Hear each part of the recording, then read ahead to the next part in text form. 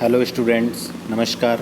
मैं राकेश कुमार स्वागत करता हूं आपका आपके पसंदीदा लोकप्रिय एजुकेशन चैनल आर के बायोलॉजी क्लासेज सीकर में, जहां अपन चर्चा कर रहे थे 12th बायोलॉजी लेसन 22 चल रहा था अपने जूलॉजी पार्ट। 6 पार्ट मैंने इसके उपलब्ध करवा दिए थे।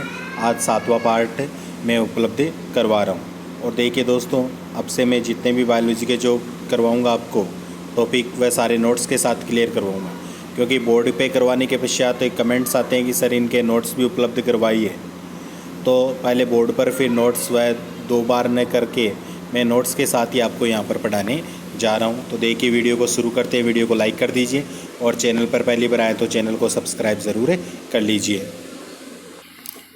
तो देखिए स्टूडेंट्स, अपन ने पढ़ लिया था, पाचन के पार्ट वगैरह पढ़ लिए थे। आज अपन चालू कर रहे हैं पाचन की जो क्रियाविधि है उसके बारे में अपन चर्चा कर रहे हैं। पाचन की कार्य विधि। तो पाचन की जो कार्य विधि है उसे प्रमुख कितने भागों में डिवाइड किया गया है? 5 भागों में डिवाइड किया गया है। इसका फ़ायदा आपको ये मिलेगा, नोट्स के साथ में पढ़ाऊंगा तो साथ साथ में आपके नोट्स भी तैयार हो जाएंगे। और जो नोट्स आप लिखोगे उन्हीं को मैं क्या करूँगा, एक्सप्लेन करूँगा, ताकि आपको वह ज़्यादा बेटर तरीके से याद हो जाए। ग्रुप के सदस्य जितने भी हैं वह ध्यान से सुनिए कि इससे पहले जो पढ़ाया हुआ मैंने उसकी PDF ग्रुप में सेंड कर दी है, तो वह आप उतार कर मेरे पास उसके नोट्स ज़रूर भेजिए और आज के वीडियो के भी नोट्स साथ में बना लीजिए।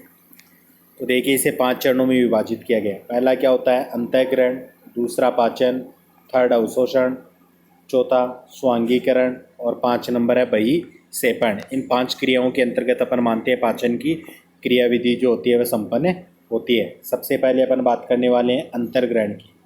अंतर्ग्रहण। अंतर्ग्रहण का मतलब क्या होता है दोस्तों? अंतर्ग्रहण का मतलब होता है अंदर ग्रहण करना। अंतर्ग्रहण का मतलब यानी जो भोजन होता है उसको शरीर के अंदर ग्रहण करने की जो क्रिया होती है उसे क्या कहते हैं? अपन अंतर्ग्रहण के नाम से जानते हैं। और अंदर ग्रहण करने की प्रक्रिया मुख के द्वारा होती है। तो देखिए, जीव द्वारा भोजन को ग्रहण करने की क्रिया क्या कहलाती है? अंतर्ग्रहण कहलाती है। अब जो ये अंतर्ग्रहण की प्रक्रिया होती है ना दोस्तों, ये 2 चरणों में पूर्ण होती है। अंतर्ग्रहण की प्रक्रिया 2 चरणों में पूर्ण होती है। प्रथम चरण में भोजन को क्या किया जाता है? चबाया जाता है। प्रथम चरण में तो भोजन को चबाया जाता है। और दूसरे चरण में जो निगलने की प्रक्रिया होती है, 2 चरण कौन कौन से? प्रथम चरण में भोजन को चबाया जाता है और दूसरे चरण में अपन देखेंगे भोजन को निगलने की प्रक्रिया होती है। इंसाइजर दांतों से भोजन को काटकर ग्रहण किया जाता है। भोजन जब मुख में आ जाता है तो इंसाइजर जो दांत होते हैं उनसे भोजन को काटा जाता है। और मुख गुहा में जो प्रीमोलर और मोलर दांतों द्वारा भोजन को चबाया जाता है। प्रीमोलर और मोलर दांतों द्वारा भोजन को चबाया जाता है। फिर आगे अपन देखेंगे कि जीभ की सहायता से भोजन को मुख गुहा में क्या होता है? घुमाया जाता है, जिससे बार बार वह क्या आता है? दांतों के नीचे आता रहता है और अच्छी तरह से उसको काटा जा सके। तथा लार के साथ मिलकर अर्ध ठोस गोले में बदला जाता है। यानी मुख गुहा में इसको घुमाया जाएगा भोजन को, और यहाँ पर जीभ के द्वारा जो लार स्त्रावित होगी वह भोजन में मिल जाती है, तो भोजन एक अर्ध ठोस संरचना बन जाती है, जिसे अपन क्या कहते हैं? निवाला। निवाले के साथ यहाँ पर आप लोग लिख लेना दोस्तों, इसे बोलस भी कहते हैं। बोलस या निवाले के नाम से इसे जानते हैं, बोलस या निवाला कहते हैं। तो ये पहली क्रिया थी अंतर्ग्रहण। फिर सेकंड नंबर देखिए, पाचन। अब पाचन की जो क्रिया होती है वह सबसे पहले अपन किस में पढ़ेंगे? मुख गुहा में पाचन। जैसे जैसे आपको नोट्स में बता रहा हूँ वैसे वैसे ही आपको लिखने हैं। स्क्रीन पर दिखाई दे रहा है, सेम टू सेम आप वह नोट्स तैयार कर लीजिए। काफ़ी सरल तरीके से नोट्स बनाए गए जो आपको आसानी से याद होंगे। तो मुख गुहा में पाचन देखिए, मुख गुहा में भोजन में क्या मिलाई जाती है दोस्तों? लार मिलाई जाती है। और लार का जो स्त्राव होता है वह किससे होता है? लार ग्रंथियों से लार का स्त्राव किया जाता है।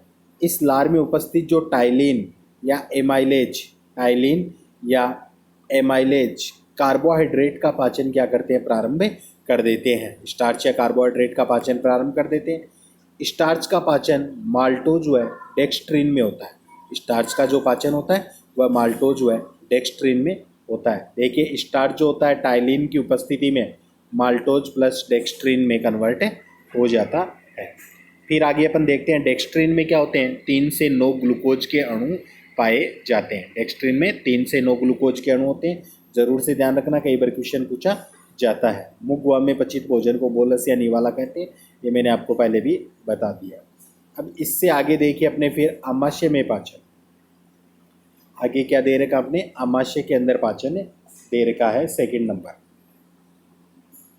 आमाशय में भोजन को क्रमानुकुंचन तरंगों द्वारा मथा जाता है। मथा का मतलब घुमाया जाता है उसे लगातार, तथा इसमें जठरस मिलाया जाता है। जठरस में HCl, श्लेष्मा, पेप्सिनोजन, प्रोरेनिन व जठर लाइपेज एंजाइम पाए जाते हैं। तो पूछ सकते हैं दोस्तों कि जठरस जो होता है उसमें किसकी उपस्थिति होती है। एक तो HCl की होती है, जो क्या होता है प्रबलतम अम्ल माना जाता है, जिसका पीएच मान अपन देख सकते हैं लगभग 1 से 2 तक अपन कह सकते हैं पीएच मान होता है। एक इसके अंदर श्लेष्मा होता है, पेप्सिनोजन पाया जाता है, प्रोरेनिन पाए जाते हैं और जठरीय लाइपेज एंजाइम इसमें उपस्थित होते हैं।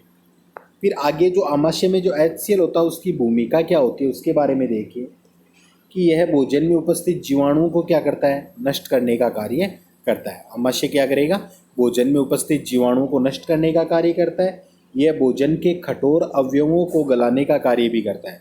भोजन के जो कठोर अवयव होते हैं उनको गलाने का कार्य करता है। निष्क्रिय जो एंजाइम होंगे उन्हें क्या करता है दोस्तों, यह सक्रिय बनाने का कार्य करता है और भोजन को सड़ने से भी बचाता है।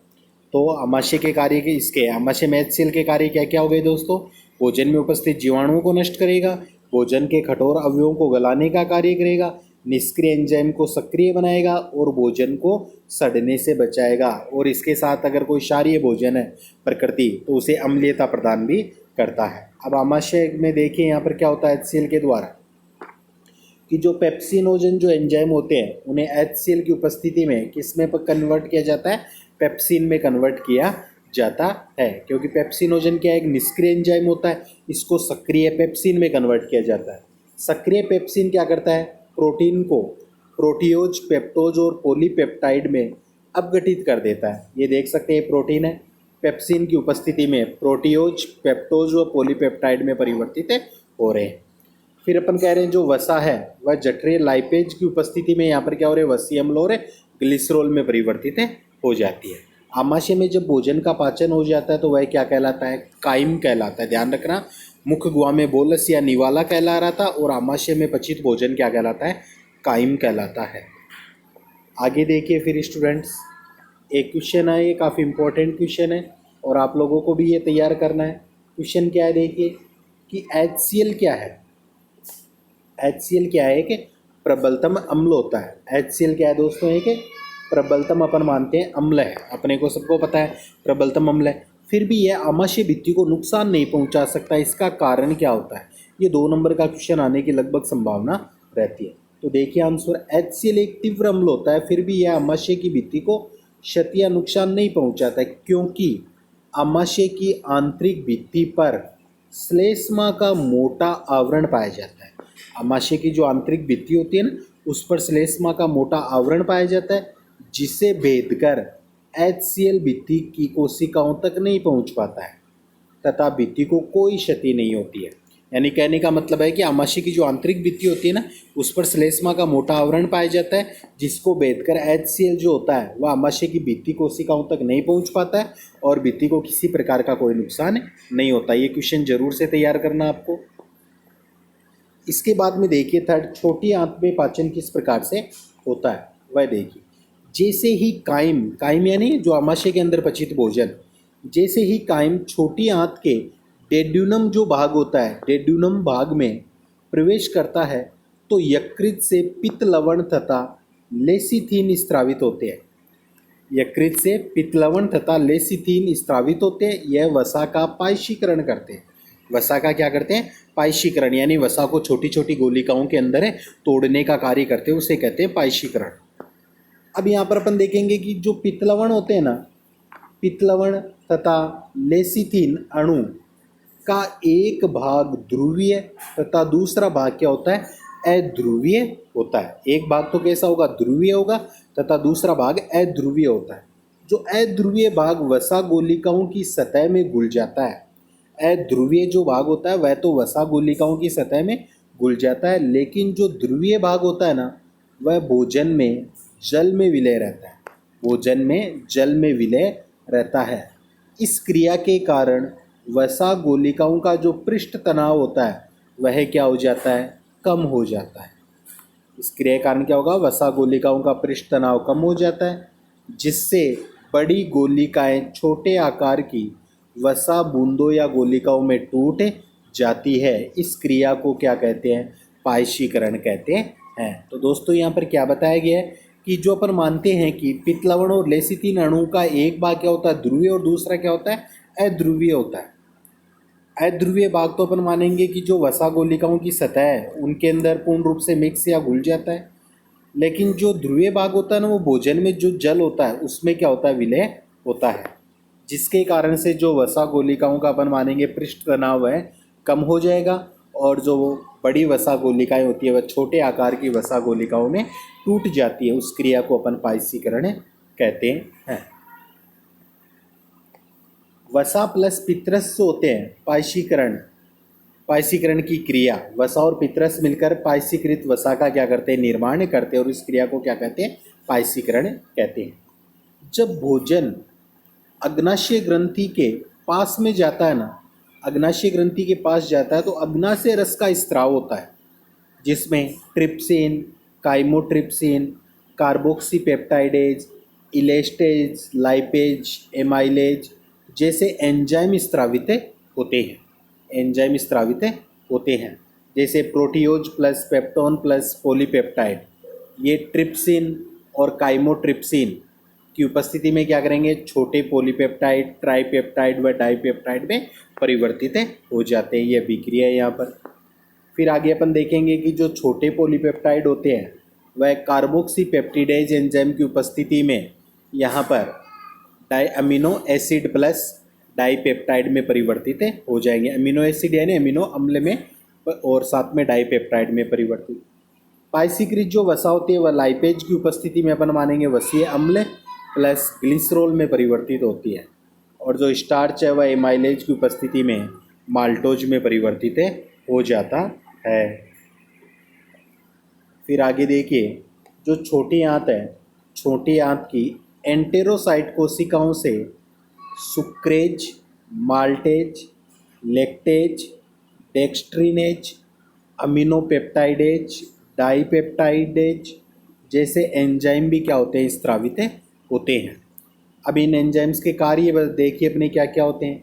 जैसे सुक्रोज है तो यह सुक्रोज जो होगा सुक्रेज की उपस्थिति में ग्लूकोज प्लस फ्रक्टोज में परिवर्तित होता है। माल्टोज जो होता है माल्टेज की उपस्थिति में ग्लूकोज प्लस ग्लूकोज में परिवर्तित। लैक्टोज जो होता है लैक्टेज की उपस्थिति में ग्लूकोज प्लस गैलेक्टोज में परिवर्तित हो जाता है। डेक्स्ट्रिन जो होता है वह डेक्स्ट्रिनेज की उपस्थिति में ग्लूकोज में परिवर्तित 3 से 9 अणु ग्लूकोज के बनते हैं।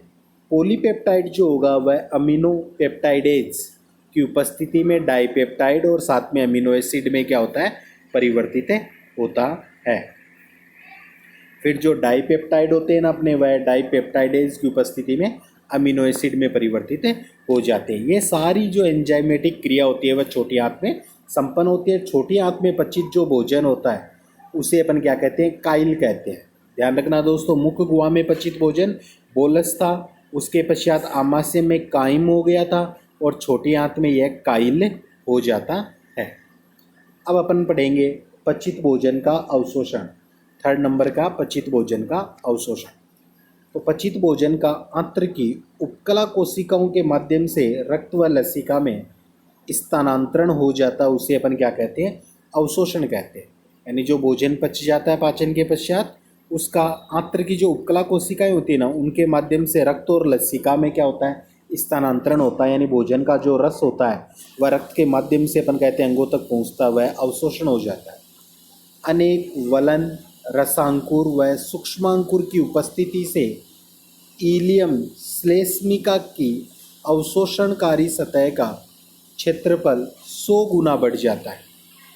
इलियम जो पार्ट होता है उसकी श्लेष्मिका की अवशोषणकारी सतह का क्षेत्रफल क्या होता है, 100 गुना तक बढ़ जाता है। और श्लेष्मिका की उपकला कोशिकाओं में पाए जाने वाले सूक्ष्मांकुर ब्रूस बॉर्डर का निर्माण करते हैं। ब्रूस बॉर्डर का निर्माण करते हैं। प्रत्येक रसांकुर में एक केंद्रीय लसिका कोशिका व रुधिर कोशिकाएं होती हैं। इनमें से रुधिर अमीनो एसिड व ग्लूकोज का अवशोषण करता है, जबकि लसिका वसा का अवशोषण करती है। ध्यान रखना, जो ब्लड होता है वह अमीनो एसिड व ग्लूकोज का अवशोषण करेगा, एब्जॉर्प्शन, जबकि जो लसिका लिम्फ होती है वह क्या करेगी, फैट या वसा का अवशोषण करती है। यहाँ पर ये एक छोटा सा डायग्राम के रूप में भी प्रदर्शित किया गया है। डायग्राम अगर यहाँ पर नहीं दिख रहा है तो आप बुक से इसे बना सकते हैं। फिर आगे अपन पढ़ेंगे वसा का अवशोषण किस प्रकार से होता है। तो वसा का अवशोषण वसीय अम्ल, मोनोग्लिसराइड व कोलेस्ट्रॉल के रूप में विसरण द्वारा लसिका में होता है। विसरण की जो प्रक्रिया होती है उसके द्वारा लसिका में होगा। वसा के साथ पित्त सूक्ष्म जटिल संरचनाएं बनाता है, जिन्हें अपन मिसेल कहते हैं। प्रत्येक मिसेल वसा व पित्त लवणों की छोटी गोलाकार गोलिकाएं होती है। छोटी गोलाकार गोलिकाएं होती हैं, जिनका व्यास अगर अपन देखें 3 मिली माइक्रोन से 6 मिली माइक्रोन तक होता है। इन गोलिकाओं के केंद्रीय भाग में वसा अम्ल व ग्लिसरॉल पाए जाते हैं, जिनके चारों ओर पित्त लवण एकत्रित हो जाते हैं। जब मिसेल सूक्ष्मांकुर के संपर्क में आती है तो इसमें उपस्थित वसा कोशिका झिल्ली में घुलनशील होने के कारण मिसेल से निकलकर कोशिका में वितरित हो जाती है। मिसेल से निकलकर कोशिका में वितरित हो जाती है और पित्त लवण पीछे कायम में रह जाते हैं तथा पुनः मिसेल का निर्माण करते हैं। कोशिका में वसा अम्ल व ग्लिसरॉल अंतःप्रद्वी जालिका में प्रवेश कर ट्राइग्लिसराइड का क्या करते हैं, संश्लेषण करते हैं। ट्राइग्लिसराइड संश्लेषण करते हैं। इन ट्राइग्लिसराइड अणुओं को चारों ओर से प्रोटीन के द्वारा घेर लिया जाता है। प्रोटीन के द्वारा घेर लिया जाता है। इस प्रकार बनी संरचना को अपन क्या कहते हैं, काइलोमाइक्रोन के नाम से जानते हैं। इस प्रकार जो संरचना बनती है उसे काइलोमाइक्रोन कहते हैं और प्लाज्मा में प्रोटीन लाइपेज की सहायता से इन्हें वसीय अम्ल व ग्लिसरॉल में परिवर्तित कर दिया जाता है। बड़ी आंत में केवल जल, खनिज लवण तथा विटामिन का क्या होता है, अवशोषण किया जाता है। तो ये था अपने वसा का अवशोषण। अगला जो चौथा पॉइंट है दोस्तों वह क्या है, स्वांगीकरण। स्वांगीकरण का मतलब क्या होता है कि जो अवशोषित जो खाद्य पदार्थ होता है ना, वह ब्लड के माध्यम से कोशिकाओं में पहुंचता है, तो उस क्रिया को स्वांगीकरण कहते हैं। यानी अवशोषित खाद्य पदार्थ रक्त द्वारा कोशिकाओं में पहुंच जाते हैं और जो कोशिकाओं में ऊर्जा प्राप्ति हेतु इनका क्या होता है, विघटन होता है तथा एटीपी के रूप में क्या होती है, ऊर्जा संचित हो जाती है। इस क्रिया को अपन क्या कहते हैं, स्वांगीकरण कहते हैं। खाद्य पदार्थों की अतिरिक्त मात्रा ग्लाइकोजन के रूप में संचित हो जाती है और ग्लाइकोजन का संग्रह यकृत द्वारा किया जाता है। ग्लाइकोजन क्या होता है, जब ब्लड में ग्लूकोज की मात्रा अतिरिक्त हो जाती है तो अतिरिक्त ग्लूकोज को यकृत के द्वारा ग्लाइकोजन में परिवर्तित कर दिया जाता है। इसके पश्चात अंतिम जो रिएक्शंस है वह क्या है, बहिक्षेपण की है। तो भोजन का अपचित शेष भाग कोलोन में आ जाता है। कोलोन यानी जो अपन मान सकते हैं कि बड़ी आंत का ही पार्ट माना जाता है, मलाशय। इसमें अनेक जीवाणु होते हैं जो अपचित शेष भोजन का विघटन कर देते हैं। कोलोन भाग में विघटन होता है। कोलोन में जल अवशोषण होता है। कोलोन में जल अवशोषण होता है तथा मल का निर्माण होने लगता है। इस मल में शेष बचा अपचित भाग श्लेष्मा, मृत उपकला कोशिकाएं, मृत जीवाणु, पित्त वर्णक, बिलिरुबिन व बिलिवर्डिन जो वर्णक होते हैं आदि उपस्थित होते हैं। जब मल को मलाशय में धकेला जाता है तो मलाशय की भित्ति क्या होती है, संकुचित हो जाती है और मलाशय की भित्ति संकुचित होने पर क्या लगता है, एक दबाव लगता है और दबाव पड़ने पर अवरोधिनी जो होती है वह खुल जाती है तथा गुदा द्वारा मल बाहर त्याग दिया जाता है।